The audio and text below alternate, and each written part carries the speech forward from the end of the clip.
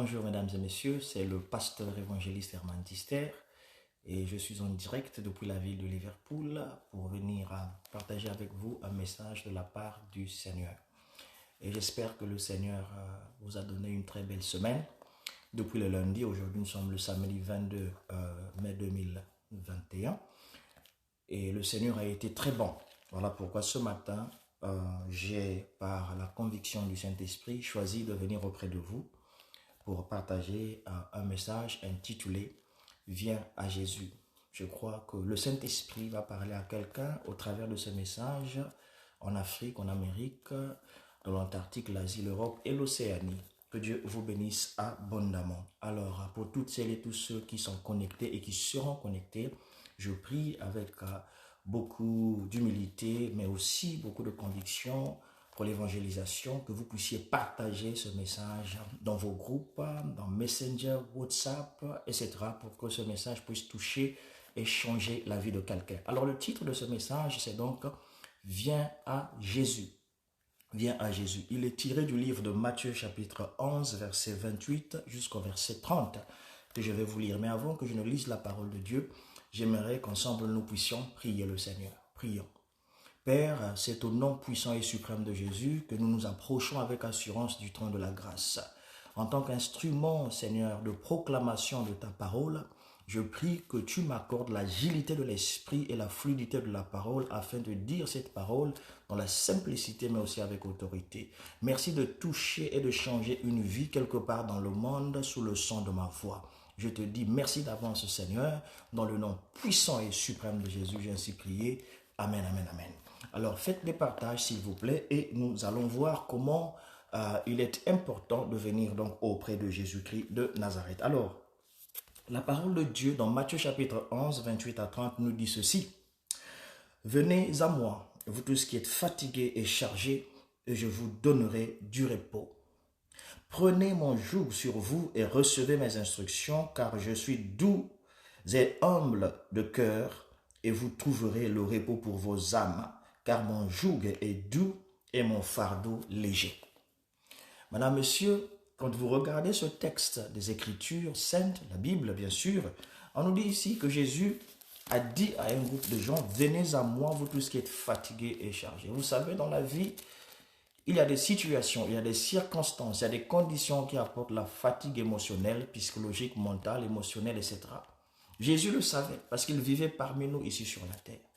Alors, il a lancé une invitation au lieu d'aller courber dans la vie, oppressé, opprimé, stressé, anxieux à cause des situations difficiles.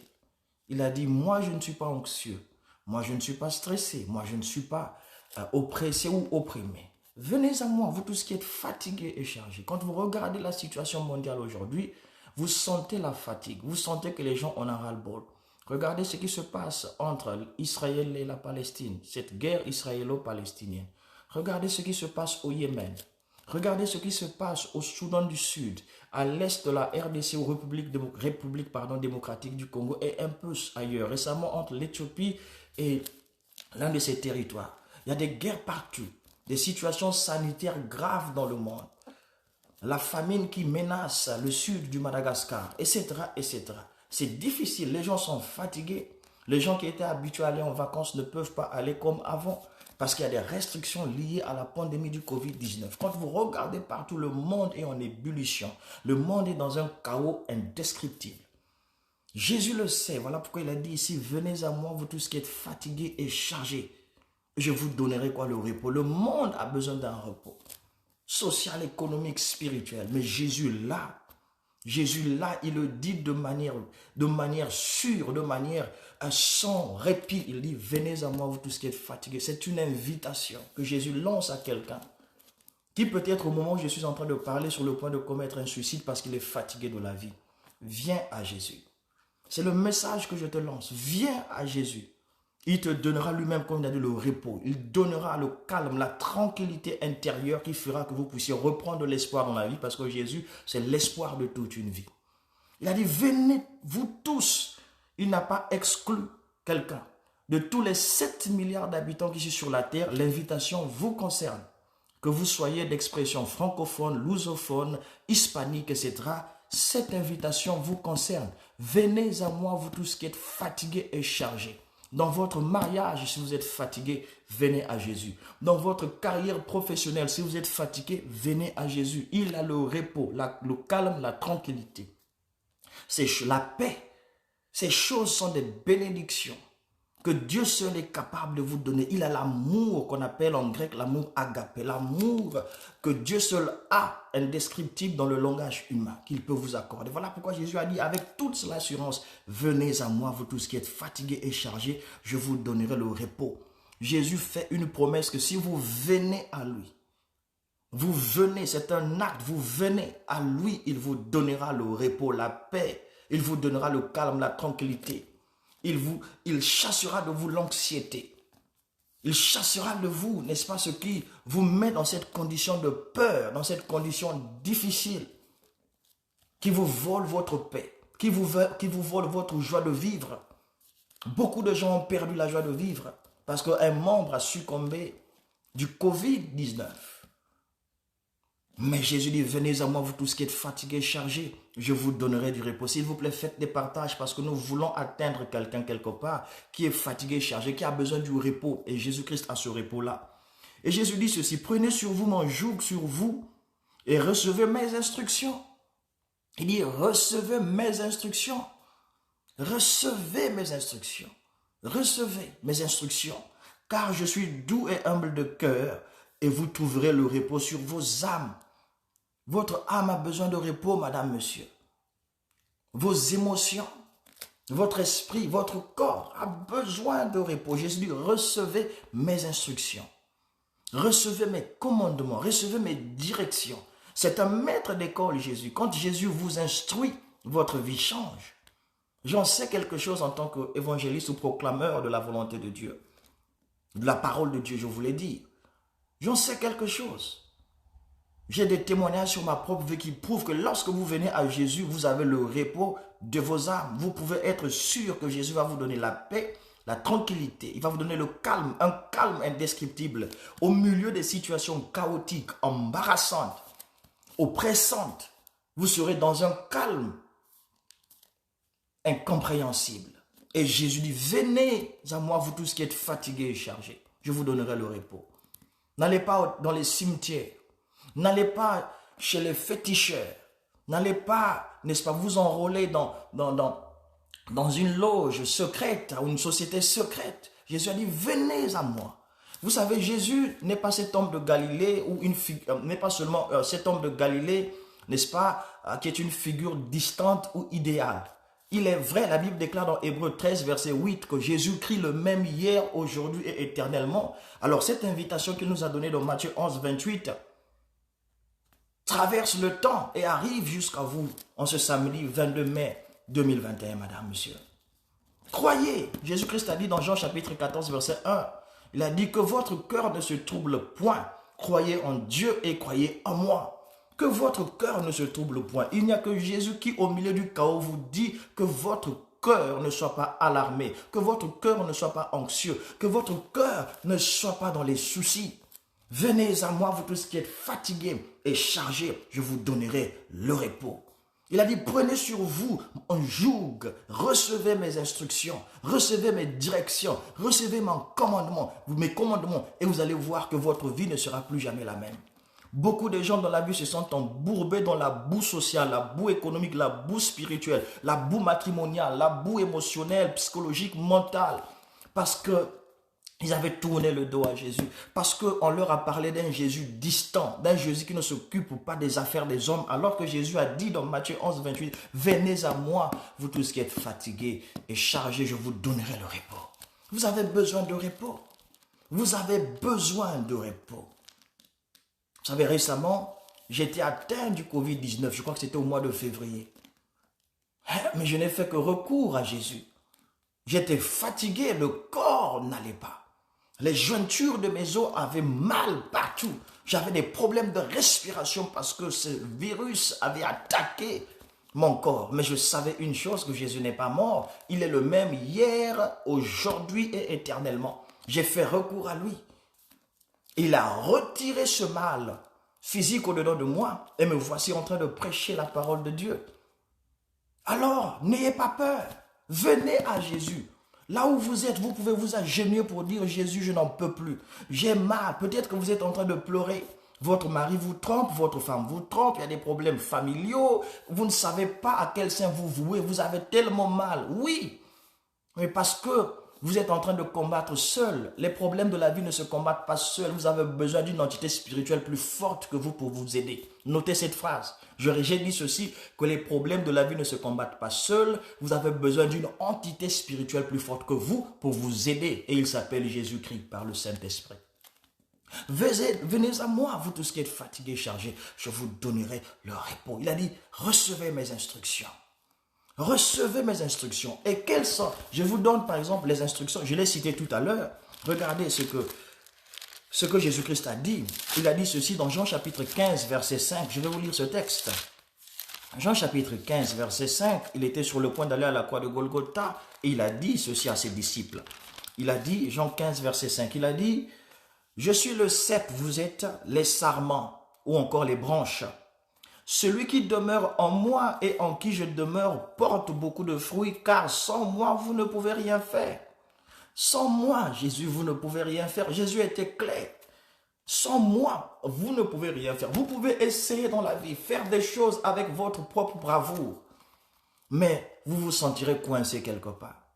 Les politiques ont essayé, depuis des lustres, ont fait des promesses. D'autres ont fait des promesses d'autosuffisance alimentaire. D'ici à telle année, la fin de la pauvreté. Il y a eu, n'est-ce pas, des résolutions onusiennes en rapport avec la fin de la pauvreté sur la terre. Mais la pauvreté est toujours là avec ses yeux grands pour opprimer les peuples.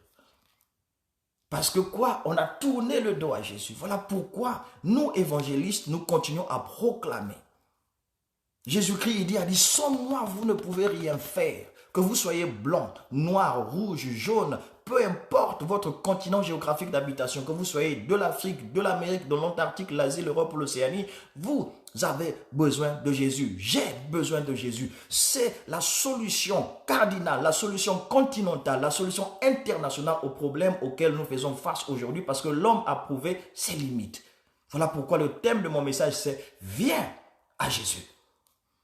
Jésus lui-même a lancé l'invitation. Sans moi, vous ne pouvez rien faire. Vous ne pouvez pas accomplir quelque chose de substantiel en dehors de moi. Ça, ce n'est pas prétentieux. Jésus-Christ, selon Matthieu chapitre 1, verset 21, est celui qui est venu pour sauver son peuple. Donc, il n'est pas prétentieux en disant que je vous donnerai le repos. Amen. Voilà pourquoi il est Jésus-Christ, c'est-à-dire Jésus, l'onction de Dieu. Jésus, loin de Dieu, le choisi de Dieu, le Messie, celui qui est venu pour apporter à l'humanité la rédemption. Oh, alléluia. Je prie le Seigneur que là où vous vous trouviez, que ce soit dans votre chambre, à la maison, dans un hôtel, quelque part, ayez le courage, l'humilité de vous agenouiller, de dire Jésus, je n'en peux plus, viens m'aider. Et là où vous vous trouvez, il va venir vous donner le repos qu'il a promis. Prenez-le sur parole. Matthieu chapitre 11, verset 28 à 30, on l'a lu. Jésus a dit, si vous êtes fatigué, si vous êtes chargé, c'est-à-dire vous avez des fardeaux de la vie, il dit, venez à moi, je vous donnerai ce repos-là. Le calme, l'assurance, la paix, la tranquillité pour vos âmes. Il a dit, recevez mes instructions. Et dans l'une de ces instructions que j'ai données, se trouve dans Jean 15, verset 5, où il a dit, sans moi, vous ne pouvez rien faire. Et autrement dit, Jésus vous invite au partenariat. Il dit, il y a moi, il y a vous. Venez et travaillons ensemble. Travaillons ensemble pour juguler les problèmes de votre vie, pour préparer le futur, votre futur à vous et le futur de vos enfants, parce qu'un jour vous disparaîtrez de la terre. C'est maintenant le moment. C'est maintenant le moment, madame, monsieur. Voilà pourquoi j'insiste. Si vous êtes une seule personne sur ce direct, partagez cette vidéo. Parce qu'il y a quelqu'un quelque part qui est fatigué. Il y a quelqu'un quelque part qui est dans les troubles que vous ne pouvez pas imaginer.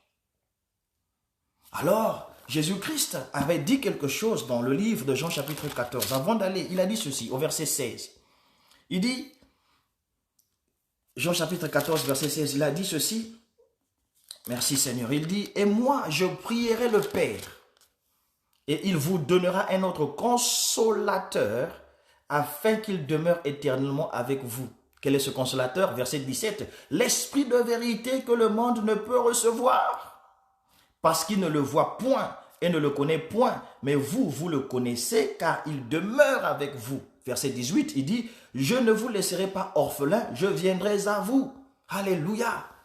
Jésus-Christ dit que je prierai le Père. Quand? Lorsqu'il allait repartir dans les cieux après donc l'ascension. C'est ça la beauté de la Pentecôte. Lorsque Jésus est reparti au ciel selon Actes chapitre 1, vous lisez à partir du verset 9 à 11, il est allé, il a prié le Seigneur. Et 10 jours après son ascension, le Saint-Esprit est venu dans la chambre haute à Jérusalem où s'étaient donc retrouvés les disciples, les 120. Le Saint-Esprit est arrivé sur eux. La donne a changé, l'esprit de vérité. Ils n'étaient plus orphelins.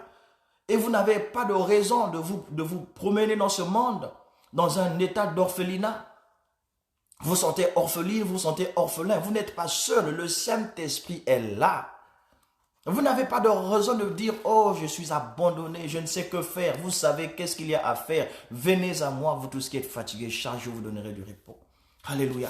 C'est très important.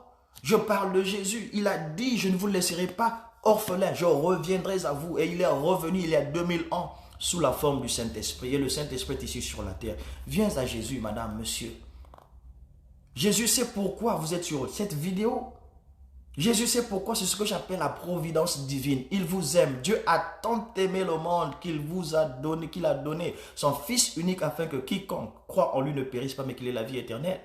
Pourquoi vous donnez la mort? Parce que vous êtes excédé par les problèmes, les pressions de la vie. Pourquoi vous tuez à cause des problèmes de dette ou peut-être des problèmes immobiliers?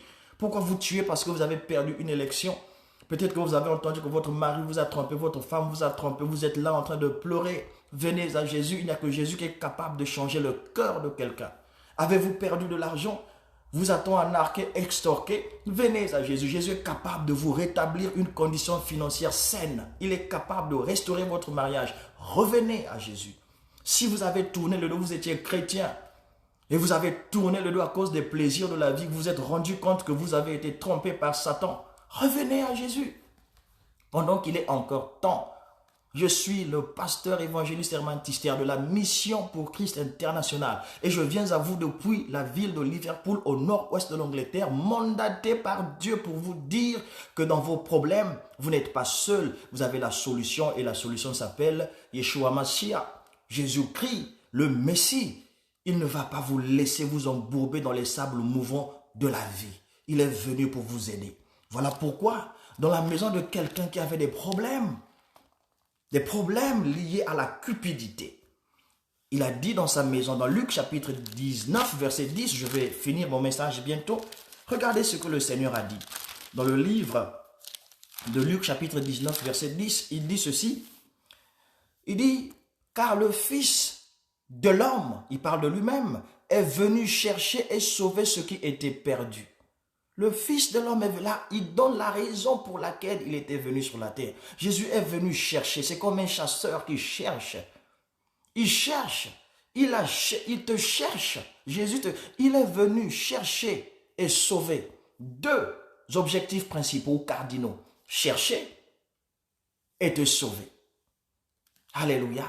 Te sauver de tes soucis.